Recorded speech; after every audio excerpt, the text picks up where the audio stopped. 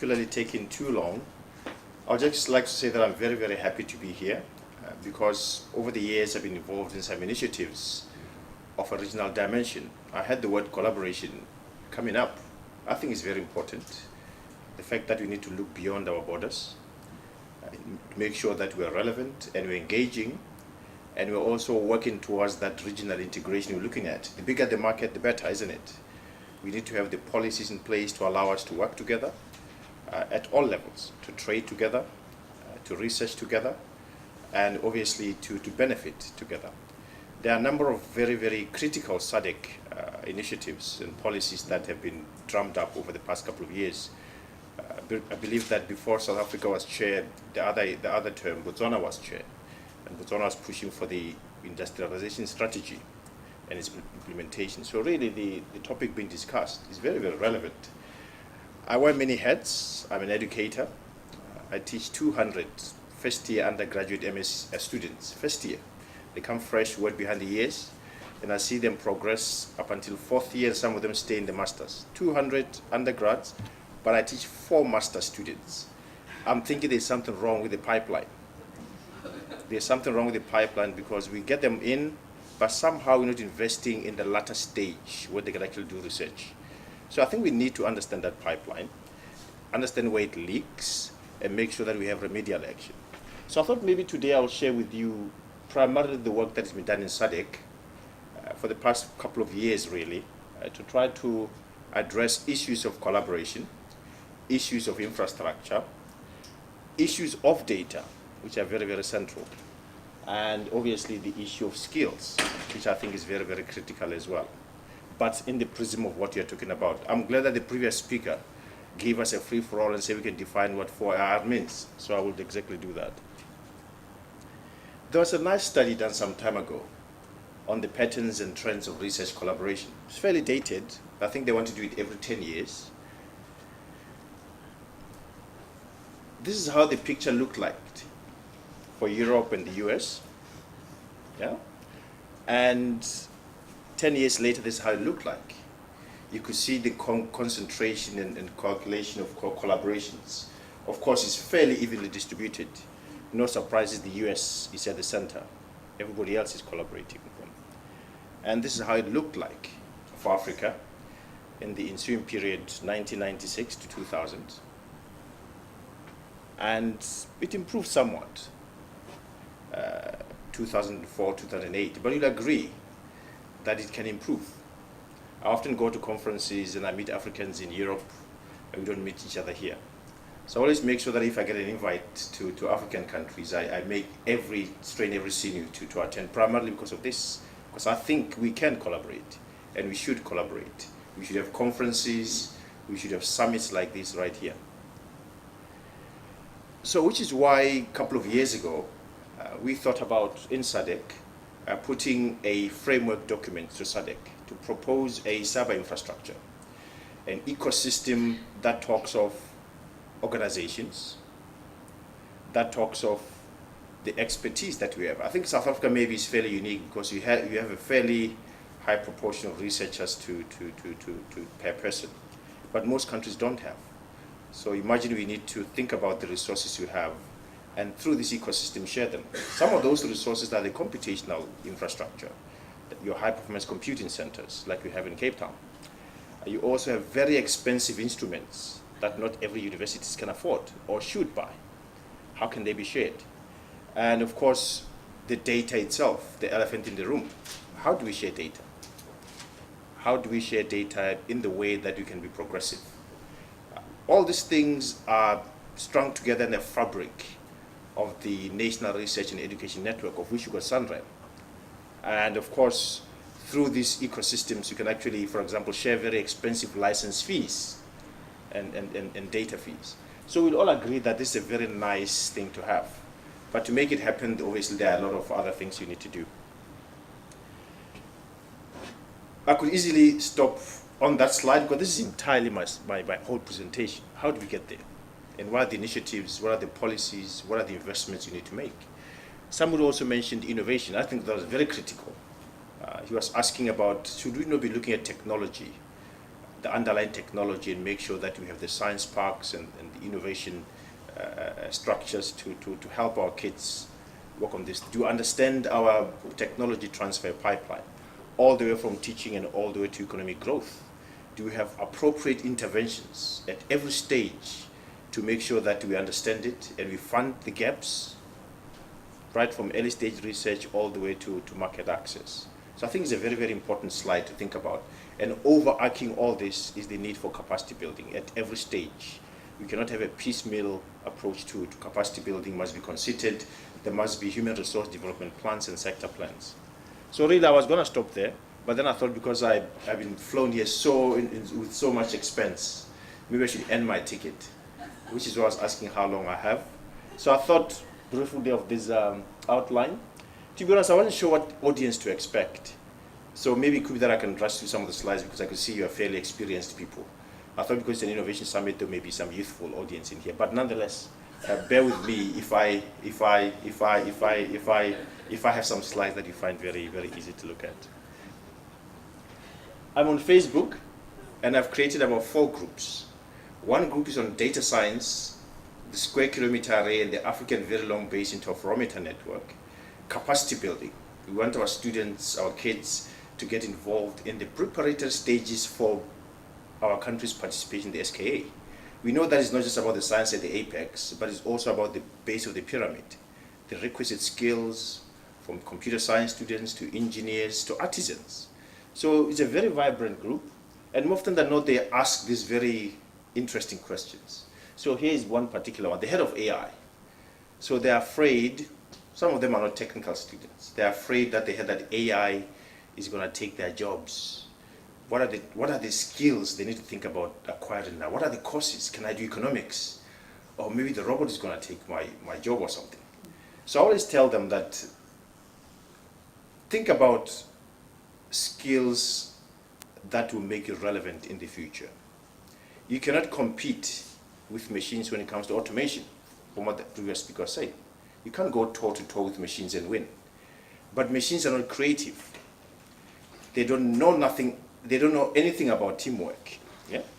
So maybe these are the skills we must be teaching students. Somebody was saying it's not all about STEM science, STEM and science and engineering. It should be maybe about music and art.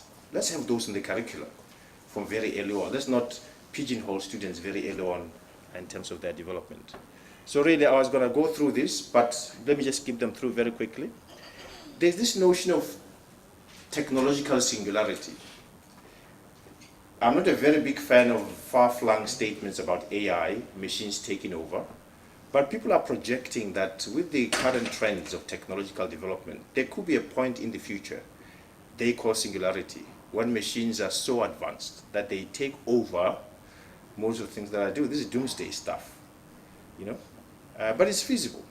It's feasible because if you look at the technological trend, particularly Moore's law, that talks of the speed at which machines are becoming obviously faster in terms of the electronics, how many transistors, for example, can fit per square area.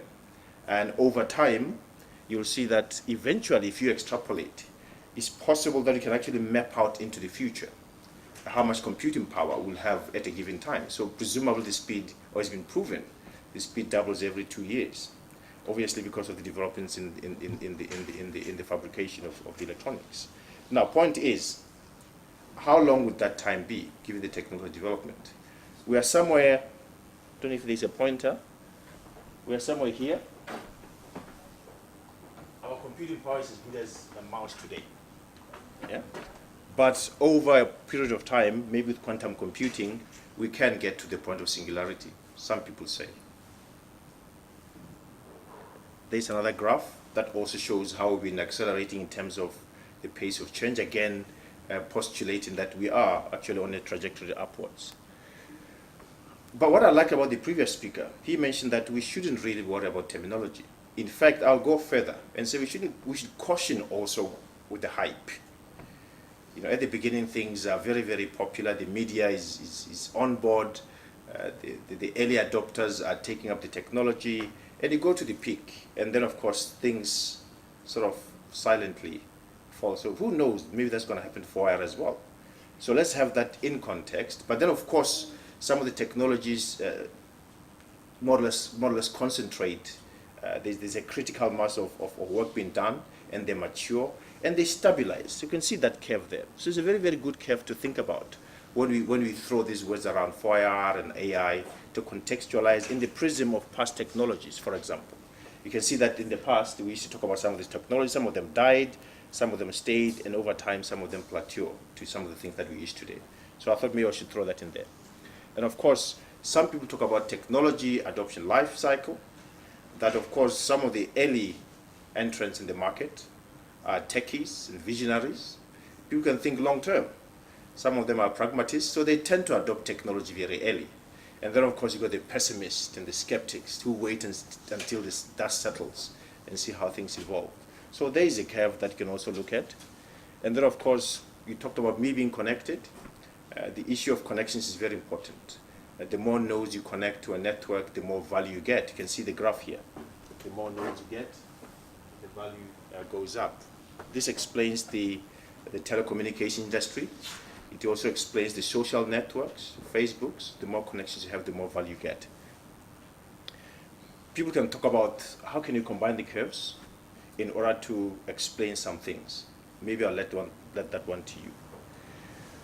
For me, really, the fourth industrial revolution is about this diagram, because now I'm allowed to come up with my own definition. I copied that from somewhere.